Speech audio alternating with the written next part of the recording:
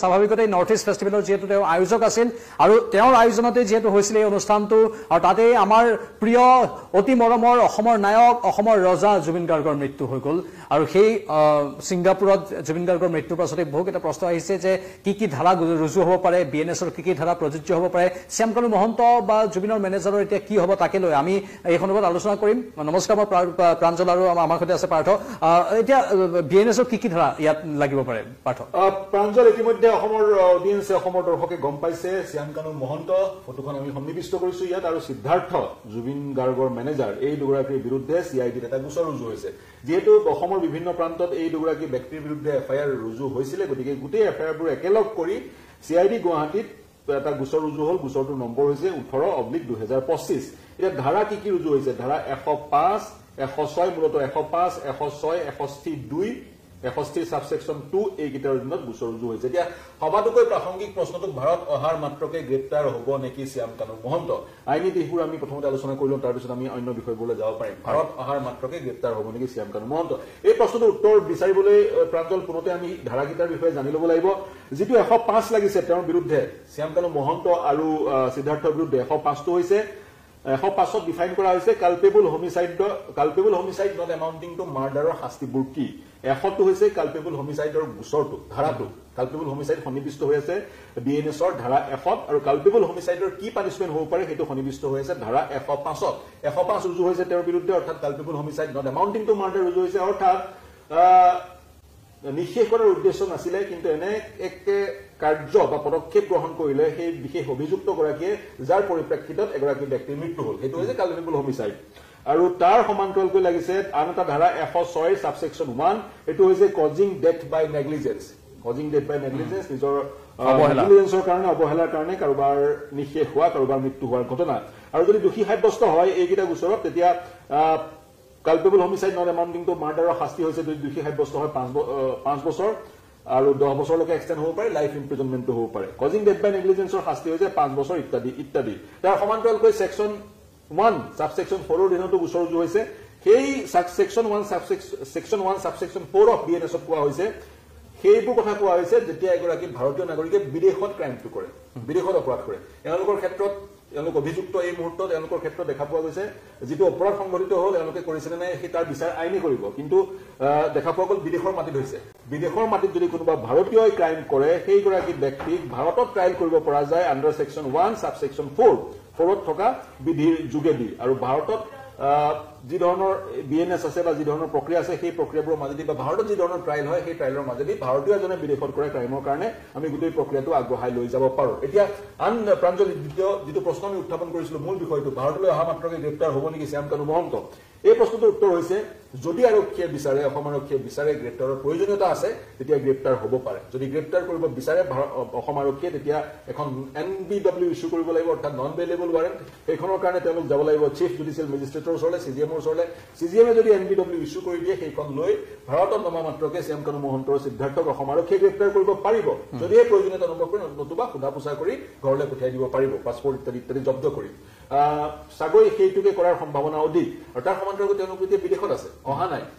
কোনটো এয়াৰপৰ্টত তেওঁলোকে কোনটো এয়াৰপৰ্টেদি বা সি পৰ্টেদি বা কোনফালেদি আহি ভাৰত প্ৰৱেশ কৰিব সেই বিষয়ে যদিহে আৰক্ষী অৱগত নহয় বা এওঁলোকে অসম আৰক্ষীক অৱগত নকৰে তেতিয়া অসম আৰক্ষীয়ে ইমিগ্ৰেশ্যন যিবোৰ অথৰিটি আছে বিভিন্ন বন্দৰবোৰত সেইবোৰলৈ লুকআউট নোটিছ পঠিওৱাৰো তেওঁলোকৰ ক্ষমতা আছে অসম আৰক্ষীয়ে লুকআউট নোটিছ পঠিয়ালে য'ত সেইসকল য'ত ইমিগ্ৰেশ্যন অথৰিটিয়ে য'তেই এওঁলোক ভাৰতত পদাৰ্পণ নকৰে যিটো বন্দৰত তাত তেওঁলোকক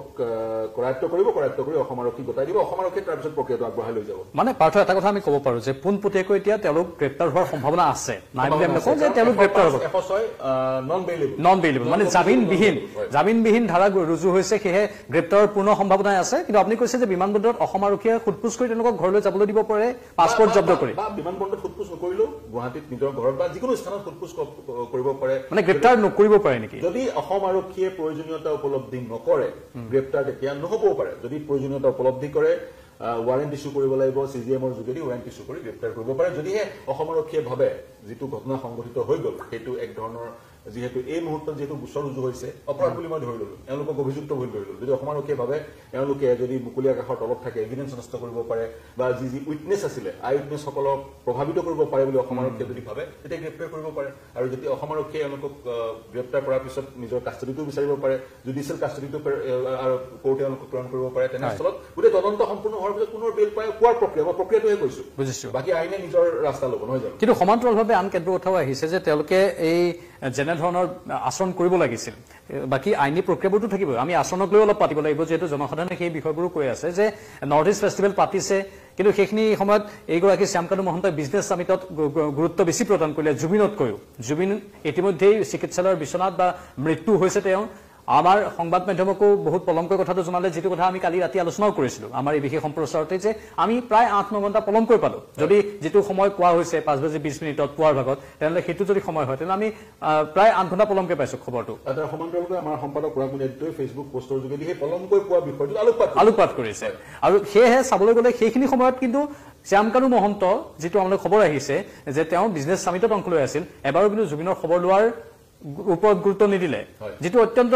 আচৰিত হ'বলগীয়া কথা আৰু যিটোৱে অলপ আমাৰ সমাজক বিচলিত কৰিছে এতিয়া সমাজ এতিয়া এই বিষয়টোক লৈ খুব বেছি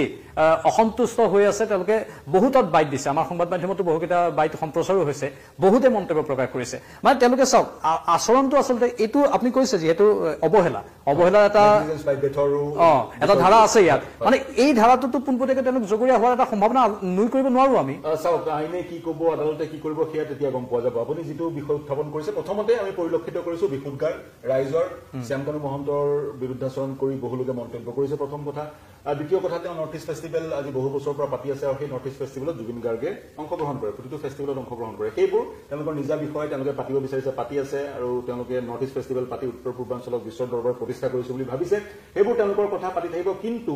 এক সংবাদ মাধ্যমত শ্যামকানু মহন্তই মন্তব্য কৰিছিলে তেওঁ সেই সংবাদ মাধ্যমৰ সাংবাদিকগৰাকীৰ সৈতে মন্তব্য কৰোঁতে কৈছিলে জুবিন নিজেই গৈছে বুলি কৈছে চাগৈ আপুনি মন্তব্যটো শুনি জুবিন নিজে যোৱা বুলি তেওঁ দাবী কৰিছে কিন্তু আকৌ জুবিনৰ ঘনিষ্ঠ যিসকল অসমত আছে তেওঁলোকে কৈছে কি শ্যামকানু মহন্তই হেনো জুবিনক জোৰ জবৰদস্তি কৰি তালৈ লৈ গৈছে জুবিনৰ এইবাৰ অলপ গা বেয়া আছিল কাৰণে জুবিনে বৰ এটা ইচ্ছা প্ৰকাশ কৰা নাছিল বুলি কৈছে তেওঁলোকে ইয়াত থকা সকলে তেওঁক খুব বেছি জোৰ কৰিছে শ্যামকানু মহন্তই যে যাবই লাগিব তই বুলি হয়তো সম্বোধন কৰে যাবই লাগিব তই এনেকুৱা ধৰণৰ কিছু কথা ইয়াত থকা লোকসকলে কৈছে এতিয়া সেইটো কথা কোনটো সঁচা কোনটো মিছা নাজানো তাতেই তদন্তৰ অৱকাশ আহিব এতিয়া কি ধৰণেৰে কি পৰিৱেশত জুবিন গাৰ্গ যিগৰাকী ব্যক্তি অসুস্থ যিগৰাকী ব্যক্তিক ইতিমধ্যে গোটেই পৃথিৱীখনে বিশেষ মূলত চিকিৎসকসকলে ৰেষ্ট ল'বলৈ পৰামৰ্শ দি আছিলে বা তেওঁক ৰেষ্টৰ প্ৰয়োজন আছিল যিগৰাকী অসমৰ সম্পদ ডেলিকেট এগৰাকী ব্যক্তি যিগৰাকীক আমি সকলোৱে কেয়াৰ কৰি ৰাখিব লাগিছিল সেইগৰাকী ব্যক্তিক বিদেশলৈ কি পৰিৱেশত কি পৰিপ্ৰেক্ষিতত শ্যামকানু মহন্তই আমন্ত্ৰণ জনাই লৈ গৈছিল সেয়া তদন্তত আহিব কিন্তু মই কৈছো সংবাদ মাধ্যমত শ্যামকানু মহন্তই কৈছে তেওঁ মত নাই নিজেই যাব বিচাৰিছিল নিজেই যাব বিচাৰি তালৈ নিজেই গৈছে আৰু তাৰ সমান্তৰালকৈ তেওঁ কৈছে আছাম এছ'চিয়েশ্যনৰ সদস্য কেইজনকো লৈ সেই ইয়টখন জুবিন গাৰ্গে নিজে বুক কৰিছিল ইত্যাদি মন্তব্যবোৰ শ্যামকানু মহন্তই কৰা পৰিলক্ষিত হৈছে আপুনি কৈছে যি সময়ত ঘটনাটো ঘটিছিল তেতিয়া বিজনেছ মিটিং এখন শ্যামকানু মহন্তই কৰি আছিলে তেনেবোৰ মন্তব্য কৰিছে গতিকে আমি কণ্ট্ৰডিকশ্যন পাইছো হয় কণ্ট্ৰডিকশ্যন আছে প্ৰশ্নও আছে বহুকেইটা কাৰণ তেওঁলোকে আন কিবা কাৰণত দোষী হওক বা নহওক আমাৰ সম্পাদক পৰামণি আদিত্য ডাঙৰীয়াও সেইটো কথা উল্লেখ কৰিছে কিন্তু দায়িত্বহীন আচৰণ কৰাৰ বাবে কিন্তু তেওঁলোক দোষী ৰাইজৰ দৃষ্টিত কাৰণ এইটো এটা দায়িত্বহীন আচৰণ কাৰণ আমাৰ সম্পদ হয় জুবিন গাৰ্গ কালিও আমি সেই কথাই কৈছিলো যে আমাৰ সম্পদ হয় এজন সম্পদ এখন ৰাজ্যৰ বা এখন দেশৰ এজন সম্পদ গৈছে তেওঁ সুৰক্ষিতভাৱে ৰখাটো চিকিৎসকৰ যিবোৰ বাধা বিঘিনি সেইখিনি মানি চলাটো দৰকাৰ আছিল আয়োজক যিমানেই ব্যস্ত নহওক কিয় যিমানেই টকাৰ অংক নকৰক কিয় যিমানেই বিজনেছ চামিট নকৰক কিয় কিন্তু সেইখিনি দায়িত্ব আছিল বুলি সাধাৰণ ৰাইজে এতিয়া কৈছে সেইখিনি নকৰি জুবিন গাৰ্গক অকলশৰে কাৰোবাৰ লগত এৰি দিয়াটো বৰ এটা ভাল হোৱা নাই বুলি বিভিন্নজনে সদৰি কৰিছে যাক লৈ এতিয়া প্ৰশ্ন উত্থাপন হৈছে যে তেওঁলোকে যিহেতু তেওঁৰ নিৰাপত্তা তেওঁৰ স্বাস্থ্য তেওঁৰ প্ৰয়োজনীয় জিৰণিৰ যিখিনি ব্যৱস্থা সেইখিনি কৰিব লাগিছিল তেওঁক মানে অলপ কঠোৰভাৱে হলেও সেইখিনি মানিবলৈ হয়তো বাধ্য কৰাব লাগিছিল সময়ত তেওঁৰ সহধৰ্মিনী তেওঁৰ সৈতে চাহটোৰ দৰে থাকে গতিকে সহধৰ্মিনী গৰিমা গাৰ্গ যাতে যায় সেই কথাটো শ্যামকানু মহন্ত নিশ্চিত কৰিব লাগিছিল আৰু যিটো সিদ্ধাৰ্থ যাৰ বিৰুদ্ধে গোচৰ ৰুজু হৈছে তেওঁৰ মেনেজাৰ জুবিন গাৰ্গৰ মেনেজাৰ তেওঁৰ বিৰুদ্ধে দেখ তেনেধৰণৰ আচৰণ যিটো আচৰণৰ কথা আপুনি কৈছে তেনেধৰণৰ আচৰণ কৰা পৰিলক্ষিত হৈছে আপুনি যদি ভিডিঅ'টোত মন কৰে মেনেজাৰগৰাকীও পানীত নামি খেল ধেমালি কৰি থকা পৰিলক্ষিত হৈছিলে আৰু তাৰ সমান্তৰালকৈ জুবিনৰ যিহেতু কিছুমান কিছুমান ইছ্যুজ আছে, হেল্থ ইছ্যুজ আছে, গতিকে জুবিন পানীত নামিব নালাগে, তৎসত্ত্বেও জুবিন পানীত নামিছিল। সেই ধৰণৰ বিষয়বোৰ আছে। আৰু ছিংগাপুৰৰ যিসকল আমাৰ পৰিচিত ব্যক্তি তেওঁলোকে ক'ব বিচাৰিছে যি স্থানলৈ লৈ যোৱা হৈছিল সেই স্থানৰ নামটো মই পাহৰিছো, সেই দ্বীপৰ ওচৰলৈ বেকৱাটাৰ ব্যৱস্থা এটা আছিলে। সেই স্থান চহৰৰ মূল স্থানবোৰতকৈ বহু দূৰত, 1.5 ঘণ্টামান সময় লাগে হস্পিটেললৈ আহিবলৈ। মানে সাগৰৰ মাজেদি গৈ দ্বীপটোলৈ যাব লাগিবতো, সাগৰৰ মাজত আছে দ্বীপটো, সাগৰৰ মাজত আছে। ঠিক তেনেধৰণৰ জিঅ'গ্ৰাফিটো একজেক্টলি এই মুহূৰ্তত ক'ব নোৱাৰিম, কিন্তু যিসকলৰ সৈতে আমি সংযোগ স্থাপন কৰিব তেওঁলোকে কৈছে সেই স্থানলৈ খুব বেছি মানুহ নাযায়, বহু দূৰত, আৰু সেই স্থানলৈ অসমৰ এগৰাকী ভিভিআইপি ব্যক্তি যোৱাৰ প্ৰয়োজনীয়তা নাছিলে, তাতকৈ ভাল স্থান ওচৰে পাজৰে আছিলে। সেই স্থানলৈ কিয় গ'ল ইমান দূৰলৈ, য'ৰ পৰা হস্পিটেলৰ দূৰত্ব 1.5 ঘণ্টা, কিয় গ'ল? আৰু তাৰ পিছত মাত্ৰ 2জন ক্ৰিউ আছিল ইয়াতখনত, অসম আৰক্ষী মুখ্যমন্ত্ৰীয়ে জনোৱা মতে ইয়াতখনত 2জন ক্ৰিউ আছিলে। জুবিন গাৰ্গৰ যেতিয়া তেনে এক অৱস্থা হ'ল, সেই 2জন ক্ৰিউ CPR গোটেই প্ৰক্ৰিয়াটোত তেওঁলোক এফিচিয়েণ্ট নহয়, বা তেওঁলোকে সেই CPR কেনেকৈ কৰিব লাগে সেয়াও নাজানে বুলি বিভিন্নজনে ক'ব বিচাৰিছে। কাৰণ ব্যক্তি এজন যেতিয়া পানীত পৰিছে, পানীত পৰাৰ পিছত তেওঁ যদি অচেতন হৈছে, তেওঁক তাৎক্ষণিকভাৱে ইয়াতখনত আনিয়ে CPR দিব লাগিব। আপুনি আধা ঘণ্টাৰ পিছত CPR তাৰ কোনো লাভেই নাথাকিব। আপুনি জাহাজখন পাৰলৈ আনি পাৰত CPR দিয়াটো হৈছে সকলোতকৈ মূৰ্খামি আৰু সকলোতকৈ অযুক্তিকৰ কথা। মানে এইটো কথা সঁচা নেকি? মানে আপুনি যিহেতু বিভিন্ন সূত্ৰৰ পৰা খবৰ আধাৰত কৈছে যে জাহাজখনত CPR নিদি জাহাজখন উঠালে আকৌ জাহাজখন পাৰলৈ আনিহে CPR দিছে। আমি ডটবোৰহে কানেক্ট কৰিছো, এতিয়া আমি ডটবোৰ কানেক্ট সেইটো যদি হয়তো ডাঙৰ ভয়ংকৰ, কাৰণ CPRটো লগে লগে দিয়া মুহূৰ্তৰ বস্তু, গোল্ডেন টাইম পিৰিয়ডৰ সময় কিমান, 30 ছেকেণ্ড, 1 মিনিট। গতিকে তাৎক্ষণিকভাৱে এগৰাকী ব্যক্তি যদি অচেতন হয়, তাৎক্ষণিকভাৱে তেওঁক এইটো ডাঙৰ বিন্দু এটা। যদি তেনেকুৱা হৈছে যদি এইটো বৰ ডাঙৰ কথা। এগৰাকী সংবাদ প্ৰতিষ্ঠানৰ, অসমৰ সংবাদ প্ৰতিষ্ঠানৰ মুৰব্বীয়েও এনে ফেচবুকত কিছু মন্তব্য কৰিছে, তাতো তেওঁ উল্লেখ কৰিছে সাগৰৰ সেই পাৰত CPR দিয়া হ'ল। গতিকে তাৎক্ষণিকভাৱে তাৰ পৰা উঠাই নি ইয়াতখনত CPR দিয়া হৈছিল নে নাই, বিভিন্নজনে এতিয়া ক'ব খুজিছে, যি তথ্য আমাৰ হাতত আহিছে, যি 2জন ক্ৰিউ আছিলে তেওঁলোক CPR দিবলৈ এটা মিনিমাম এটা আপোনাক অনুশীলন লাগিব বা এটা প্ৰশিক্ষণ লাগিব। আমাকো ইয়াতে চিকিৎসকে CPR দিয়াৰ প্ৰশিক্ষণ দি যায়, আমাক প্ৰশিক্ষণ দিয়াৰ পিছতো আমি একদম এফিচিয়েণ্টলি CPR দিব নোৱাৰো, তাৰ কাৰণে পেৰামেডিকৰ প্ৰয়োজন হ'ব। নিশ্চয় পেৰামেডিকৰ প্ৰয়োজন, মানে পেৰামেডিক নাছিল, অকল ক্ৰিউৱে সেই কামটো কিমান ভালদৰে কৰিব পাৰিছে। আৰু আপোনাৰ তাৰপিছত জাহাজখন পাৰলৈ আনি CPR দিয়াৰ কোনো যুক্তি নাই, নিশ্চয় যুক্তি নাই। আৰু এই কথাবোৰ চাওক, এই ৰাইজে এই প্ৰশ্নবোৰে সুধিছে, আমাৰ ৰাইজে এই কথাবোৰ ইমান সূক্ষ্মভাৱে চাইছে, স্বাভাৱিকতে চাবই, কাৰণ জুবিন গাৰ্গক আমি হেৰুৱাইছো, আৰু এই প্ৰশ্নবোৰৰ উত্তৰ নোপোৱালৈকে ৰাইজ ক্ষান্ত নহওঁ বুলি সদৰি কৰিছে। আৰু অসমৰ মুখ্যমন্ত্ৰীগৰাকীয়েও হয়তো তদন্তৰ কথা লগে লগে কৰিলে, গোচৰবোৰৰ ওপৰত গুৰুত্ব দিছে, আৰু প্ৰয়োজনত অসম আৰক্ষীৰ দল ছিংগাপুৰত যাব বুলিও কালি কৈছিলে, যদি প্ৰয়োজন হয় সকলো কথাই কৰিম বুলি কৈছে, সকলো বিষয়ে চাম বুলি কৈছে। আমি বিচাৰো ইয়াৰ উচিত তদন্ত হওক। ইতিমধ্যে ধাৰাকেইটা কৈ দিলো, আমি জামিনবিহীন ধাৰা প্ৰযোজ্য হৈছে। আমি কৈছোৱেই যে অসম আৰক্ষীয়ে যদি বিচাৰে লগে লগে গ্ৰেপ্তাৰো কৰিব পাৰে, গ্ৰেপ্তাৰ কৰিলে 5 বছৰ পৰ্যন্ত জেল বা 10 বছৰ বা যাৱজ্জীৱন কাৰাদণ্ড হ'ব পাৰে শ্যাম কানু মহন্ত অথবা তেওঁৰ জুবিন গাৰ্গৰ মেনেজাৰজনৰ সিদ্ধাৰ্থ আৰু এজন ব্যক্তি। মুখ্যমন্ত্ৰী জনোৱামতে গোচৰ শ্যাম কানু মহন্ত আৰু সিদ্ধাৰ্থৰ বিৰুদ্ধে অকল 2জনৰ বিৰুদ্ধে। আৰু এটা ধাৰা লাগিছে 61 সাবসেকশন 2, ইয়াত 63 লিখা আছে, 61 সাবসেকশন 2, সেইটো হৈছে ক্ৰিমিনেল কনস্পিৰেচি। সেই ধাৰাটো লাগিছে, গতিকে সেই ধাৰাটো যিহেতু লাগিছে, গতিকে ধাৰাকেইটা গুৰুতৰ। ক্ৰিমিনেল কনস্পিৰেচিৰ কথাটো মই উল্লেখ কৰিলোৱেই, এইটো 61 সাবসেকশন 2 ক্ৰিমিনেল কনস্পিৰেচি, আগৰ CRPC যিটো 120B আছিলে, 61 সাবসেকশন 2 ক্ৰিমিনেল কনস্পিৰেচি, এইটো ধাৰা লাগিছে। ক্ৰিমিনেল কনস্পিৰেচি অৰ্থাৎ ষড়যন্ত্ৰমূলকভাৱে একাধিক লোক একত্ৰিত হৈ পৰিকল্পিতভাৱে যেতিয়া এটা অপৰাধ কৰে তেতিয়া ক্ৰিমিনেল কনস্পিৰেচি লাগে। ইয়াত ক্ৰিমিনেল কনস্পিৰেচি লগাৰ কাৰণটো হৈছে সেই মুহূৰ্তত সেই সময়ত একাধিক ব্যক্তি আছিলে, গতিকে তদন্তত সকলো ওলাই পৰিব। আৰু যিহেতু NRA আছে, জাহাজখনত 11জন প্ৰবাসী অসমীয়া আছিল, তেওঁলোকৰ কাৰ ইণ্ডিয়ান পাছপৰ্ট আছে, কাৰ ছিংগাপুৰৰ পাছপৰ্ট আছে, ছিংগাপুৰিয়ান পাছপৰ্ট আছে আমি নাজানো। যাৰ ছিংগাপুৰিয়ান পাছপৰ্ট আছে তেওঁলোকক যদি সোধা পোছা কৰিবলগীয়া হয় তেতিয়া ছিংগাপুৰ গভৰ্ণমেণ্টৰ পাৰ্মিশ্যন লাগিব।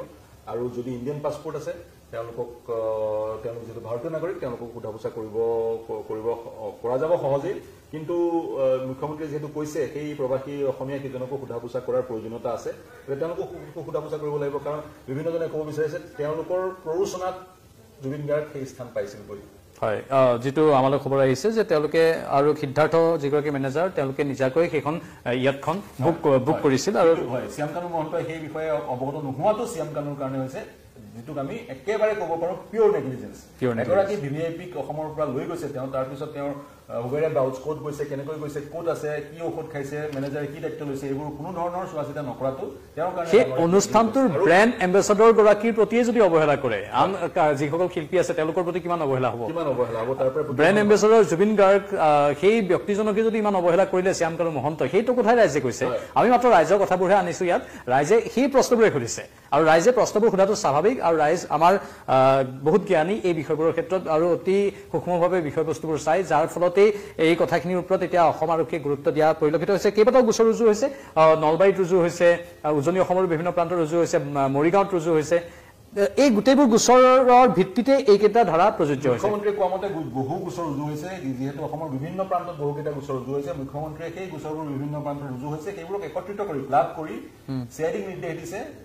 এটা গোচৰ ৰুজু কৰিবলৈ চিআইডিয়ে সেই মৰ্মে 18/2025 নম্বৰৰ এটা গোচৰ ৰুজু কৰিছে ইতিমধ্যে ক'লোৱে আণ্ডাৰ ছেকশ্যন 61 ছাবছেকশ্যন 2 105 106 ছাবছেকশ্যন 1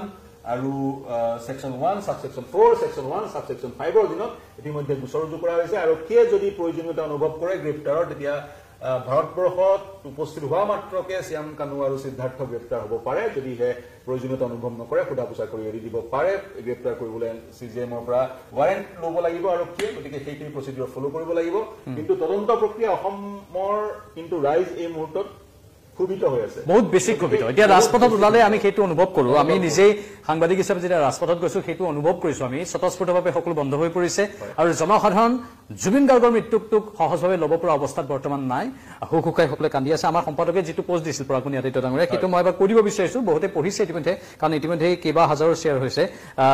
তেখেতে লিখিছে মিছা কথাৰ মায়াজাল ৰচনা কৰি লাভ নাই আমাৰ অতি মৰমৰ শিল্পী জুবিন গাৰ্গৰ মৃত্যুৰ খবৰ অতি কমেও 8-9 ঘণ্টা লুকুৱাই ৰখা হৈছিল ছিংগাপুৰ জেনেৰেল হস্পিটেলত জুবিনৰ নিথৰ দেহ পৰি থকাৰ সময়ত নৰ্থ ইষ্ট ফেষ্টিভেলৰ আয়োজক শ্যামকানু মহন্তই বিজনেছ সামিট অনুষ্ঠিত কৰি আছিল অসমৰ সংবাদ মাধ্যমত খবৰ প্ৰকাশ পোৱাৰ পিছলৈকে চলি আছিল সেই বিজনেছ সামিট নৰ্থ ইষ্ট ফেষ্টিভেলৰ মূল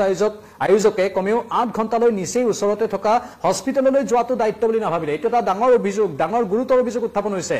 নিচেই কাষতে থকা হস্পিটেললৈ এবাৰতে যাবলৈ ইচ্ছা নকৰিলে শ্যামকানু মহন্তৰ প্ৰসংগ উত্থাপন কৰিছে অসমৰ সংবাদ মাধ্যমক বিয়লি প্ৰায় 3 বজালৈ বিশেষ একো হোৱা নাই ধৰণৰ ধাৰণা এটা দি বিভ্ৰান্ত কৰি ৰাখিবলৈ চেষ্টা কৰিলে জুবিনৰ মেনেজাৰ সিদ্ধাৰ্থ শৰ্মাই ঘটনাৰ বিষয়ে গুৱাহাটীৰ 2-এজনক অৱগত কৰিছিল যদিও সকলোকে মুখ বন্ধ কৰি ৰাখিবলৈ কৈ থৈছিল এইটো অতি আচৰিত কথা সিদ্ধাৰ্থ বোলা যিজন মেনেজাৰ তেওঁ এই কথাটো কিয় কৰিলে এই কামটো কিয় কৰিলে 2-এজনক অৱগত কৰিলে জুবিনৰ মৃত্যু হোৱা বুলি কিন্তু মুখ বন্ধ কৰি থবলৈ কিয় ক'লে কি স্বাৰ্থ আছিল তেওঁলোকৰ তাত সেই প্ৰশ্নবোৰ আহিব ছিংগাপুৰ অসম এছ'চিয়েশ্যনেও প্ৰকৃত সত্য শুকুৰবাৰে বিয়লি 3 বজালৈ লুকুৱাই ৰখাই নহয় সকলোকে বিভ্ৰান্ত কৰিছিল ইয়াতত প্ৰমোদ ভ্ৰমণৰ কাৰ্যসূচী জুবিনৰ মেনেজাৰ সিদ্ধাৰ্থ শৰ্মাৰ সৈতে অভিমন্যু তালুকদাৰে চূড়ান্ত কৰিছিল বৃহস্পতিবাৰে নিশা হোটেলত বহু দেৰিলৈকে এক সংগীত অনুষ্ঠান আৰু পাৰ্টিত অংশগ্ৰহণ কৰাৰ পিছত পুৱতি নিশা জুবিনক ইয়াতলৈ উলিয়াই নিছিল আৰু এই ইয়াতৰ ভ্ৰমণসূচী কোনো সামাজিক দায়বদ্ধতা থকা অনুষ্ঠানৰ পৰিৱৰ্তে কেইজনমান প্ৰবাসী অসমীয়াৰ প্ৰাইভেট বিটছ পাৰ্টিহে আছিল ব্যক্তিগত প্ৰমোদৰ বাবে ছিংগাপুৰ অসম এছ'চিয়েশ্যনৰ নাম তাত ব্যৱহাৰ কৰা বুলি উল্লেখ কৰা হৈছে এছ'চিয়েশ্যনৰ প্ৰতিজন সদস্যই প্ৰথম CPR ব্যৰ্থ হোৱাৰ পিছৰ পৰা সঠিকভাৱে অনুধাৱন কৰিছিল যদিও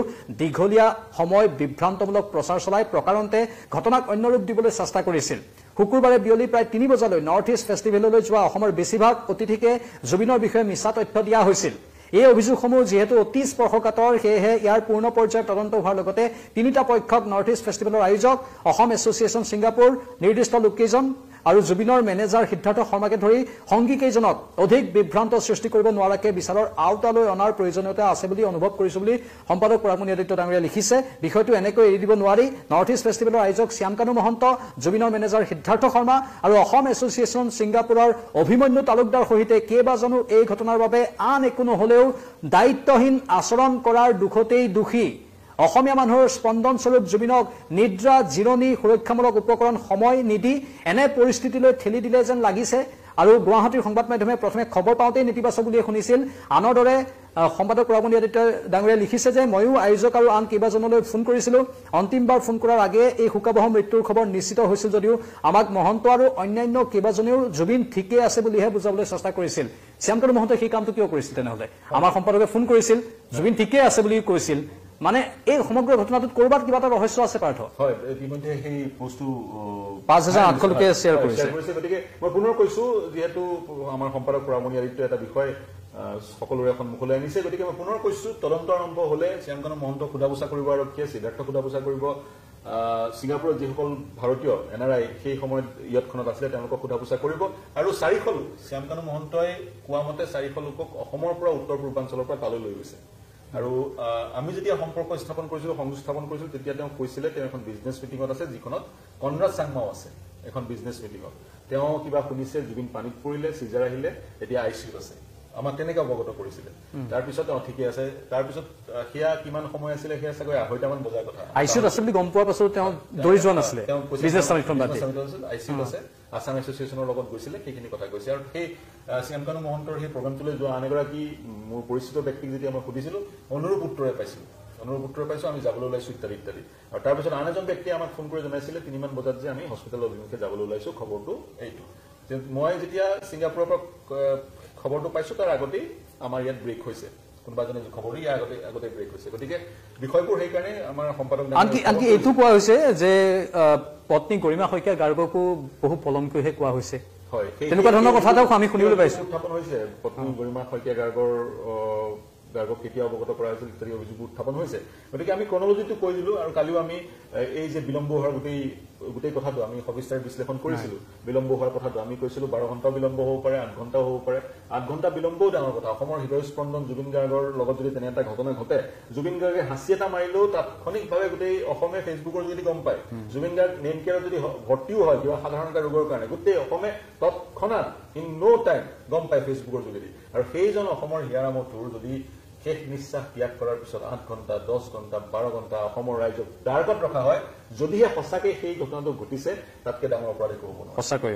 বৰ এইটো গুৰুতৰ অপৰাধ বুলি আমি ক'ব লাগিব ইয়াক স্বাভাৱিকতে এইখিনি কথা আমি আপোনালোকক গোটেই ক্ৰনলজিটো বুজাবলৈ চেষ্টা কৰিলো